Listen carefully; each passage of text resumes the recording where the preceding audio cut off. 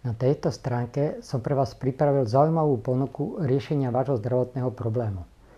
Keďže sú subjektívne pocity určitých chorôb prejavujú rovnako, vypracoval som na základe dlhoročných skúseností viac menej univerzálny postup riešenia zdravotného problému.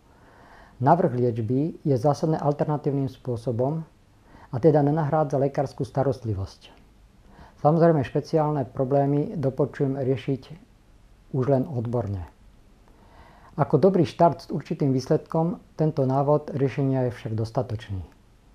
Poviem vám zaujímavosť z mojej praxe. Ľudia, ktorí prijali zodpovedný postoj k svojej chorobe a jej riešeniu, sa uvedeným spôsobom čiastočne alebo úplne vyliečili. Neporiešený ostal iba ten, kto si chorobu šanoval ako nástroj pozornosti okolia.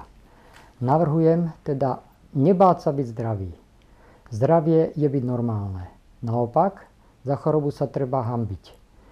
Je to zlá vizitka práce vašich myšlienok. Poďme spolu do toho. Ja vám s tým pomôžem. Prečítajte si napravo tohto videa podmienky kúpy, riešenia a kliknite na úvodnú informáciu ďalej o probléme. Rozhodnite sa radšej ihneď. Zdravie neznesie odklad.